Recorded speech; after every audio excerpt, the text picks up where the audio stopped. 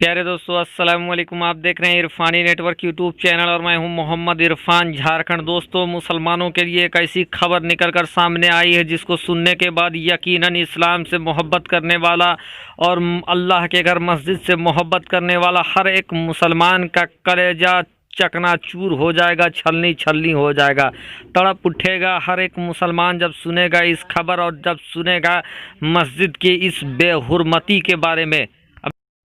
दोस्तों, कुछ ऐसी खबर निकलकर सामने आ रही है जिसको सुनने के बाद यकीनन आपका ज़मीर आपको झकझोरेगा और आपसे सवाल पूछने के लिए मजबूर करेगा कि जिस दुनिया के अंदर 57 मुस्लिम कंट्री है, जहां 57 देश मुसलमानों का है, वहां मस्जिद के साथ अगर बेहुरमती होता है, अगर मस्जिद के साथ इस तरीके के घिनौना काम होता है, तो फिर 57 मुल्क होने का क्या फ़ायदा है।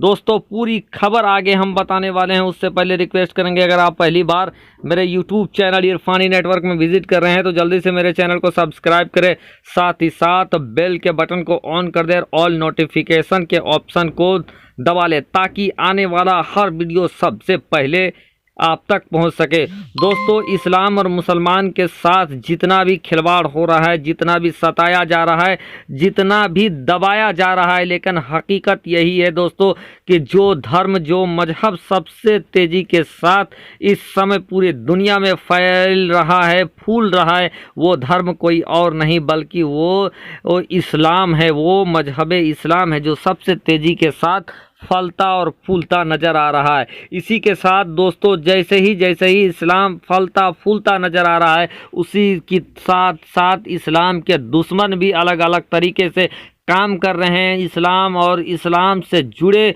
चीज़ों को नुकसान पहुंचाने की कोशिश कर रहे हैं। जिंदा मिसाल, जिंदा खबरें, दो खबरें ऐसी जगह से निकल कर आया है दोस्तों जिसको सुनने के बाद आपका रूह कांप उठेगा, आपका ज़मीर आपसे को झकझोरेगा। और जो हुक्मरान है, जो अपने आप को 57 कंट्री कहते हैं, बड़े बड़े मुस्लिम के रहनुमा रहबर कहते हैं, उनसे सवाल पूछने के लिए आपका ज़मीर आपसे उकसाएगा। इतना घिनौना हरकत हुआ है अल्लाह के घर मस्जिद के साथ। दोस्तों, दोनों कंट्री का नाम बता देते हैं दोस्तों। एक वो जगह जिसको दुनिया चाइना के नाम से जानता है, जी हाँ, वही चाइना जिसने अभी हिंदुस्तान के ज़मीन हड़पने की कोशिश किया था और हिंदुस्तान के फौजियों को भी शहीद कर दिया था। और दूसरा नाम आता है दोस्तों इज़राइल का। जी हाँ दोस्तों, वही इज़राइल जिसके कब्जे में फ़लस्तीन है, जिसके कब्जे में मस्जिद अक्सा है। दोनों जगह से ऐसी खबरें आ रही है दोस्तों जो आपको झकझोर कर पूछेगा कि 57 कंट्री होने का फ़ायदा क्या।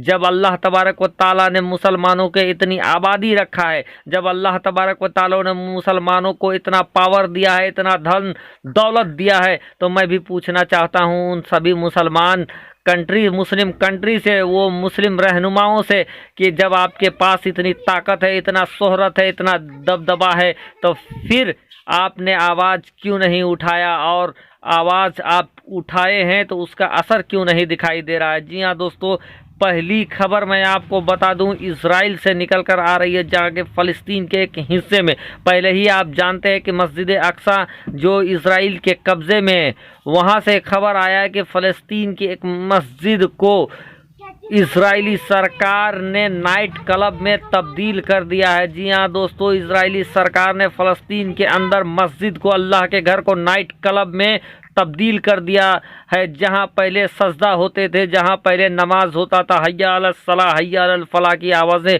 गूंजा करती थी, उस जगह को खाली करा के नाइट क्लब में तब्दील कर दिया गया है उस वक्त। और वहाँ पर तब्दील कर दिया गया है जिस इज़राइल के चारों तरफ मुस्लिम कंट्री है, लेकिन अभी भी कोई बड़े तौर पर कुछ एक को छोड़कर किसी ने इसके खिलाफ, इसकी मुखालफत किया नहीं है। सब चापलूसी में लगे हुए हैं, सब दलाली में लगे हुए हैं। इसीलिए आज पूछता है दुनिया का हर एक मुसलमान कि हमारी इतनी आबादी होने का फ़ायदा क्या, हमारे इतने कंट्री होने का फ़ायदा क्या। दूसरी खबर दोस्तों मैं आपको बता देना चाहता हूँ जो निकल कर सामने आ रही है, वो जगह है चाइना। चाइना का सिंजियांग प्रांत में बताया जा रहा है दोस्तों एक गांव जहां 3 मस्जिदें थी। इन 3 मस्जिदों में से 2 मस्जिदों को तोड़कर सार्वजनिक शौचालय बना दिया गया है। जैसा कि आपने देखा, मैंने स्क्रीनशॉट लगा दिया है दैनिक भास्कर के एक रिपोर्ट का, जहाँ साफ साफ चीख चीख कर बताया जा रहा है कि चाइना के अंदर किस तरह मुसलमानों का दमन किया जा रहा है, चाइना के अंदर किस तरीके से मुसलमानों पर जुल्म और सितम किया जा रहा है। लेकिन हाय रे मुस्लिम कंट्री और हाय रे मुस्लिम रहनुमा, बड़े बड़े नेता, बड़े बड़े नाम होने के बावजूद सबके मुंह में ताले पड़े हैं। सब कोई मुसलमानों पर ये होता जुल्म सितम होता देख कर भी खामोश है। किसी को असला चाहिए, किसी को बारूद चाहिए, और इन सब चीज़ों के लिए उनको चाइना की चापलूसी करना पड़ रहा है। इसी वास्ते मुसलमानों पर और इस्लाम पर इतना जुल्म सितम होने के बावजूद ये कंट्री, ये मुस्लिम कंट्री खामोश है। अफसोस, सद अफसोस। दोस्तों, हमने देखा कि मुसलमानों पर और उइगर मुसलमानों पर किस तरह से चाइना के अंदर जुल्म सितम हो रहा था। इस जुल्म सितम के ऊपर यहाँ तक कि जो जिस मुल्क में हम रहते हैं, हम और आप रहते हैं, इंडिया, भारत के पत्रकारों ने, भारत के लोगों ने इस चीज़ को नकारा और चाइना के इस रवैये का मुखालिफत किया।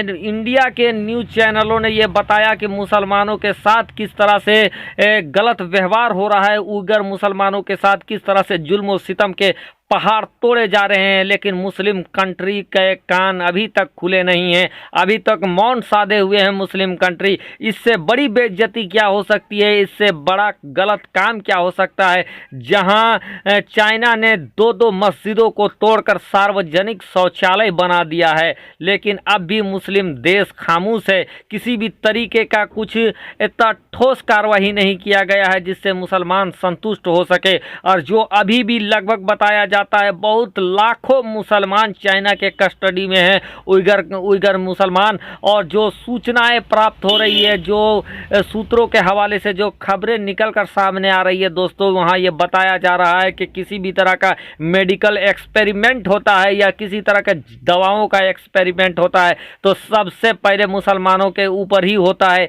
सक्सेस किया तो ठीक है और सक्सेस नहीं किया तो फिर समझिए अल्लाह मालिक है। तो दोस्तों, इतनी बेहुरमती मस्जिदों के साथ हो रहा है, इतनी मस्जिदों के साथ और इस्लाम के साथ इस तरह का खिलवाड़ चाइना और इजराइल के अंदर हो रहा है। लेकिन इतने 57 मुल्क होने के बाद, इतने बड़े बड़े मुल्क, इतने बड़े बड़े नेता रहनुमा होने के बाद, पैसों का अंबार होने के बाद, मिलिट्री ताकत, फौज का अंबार होने के बाद, सारी कुव्वत, ताकत, हैसियत होने के बाद इनकी इतनी ताकत नहीं हो रही है इन तमाम मुस्लिम राष्ट्र के नेताओं और मुस्लिम देशों का कि चाइना से सवाल पूछ सके, चाइना से ये सवाल क्वेश्चन आस्क कर सके। दोस्तों, मुझे बोलने में किसी भी तरह की कठिनाई नहीं हो रही है कि आज बड़े बड़े मुल्क जो अपने नाम के लिए, अपने रुतबे के लिए आगे बढ़ रहे हैं, चाहे वो सऊदी अरबिया हो, चाहे वो ईरान हो, चाहे वो सऊदी अरबिया, ईरान, पाकिस्तान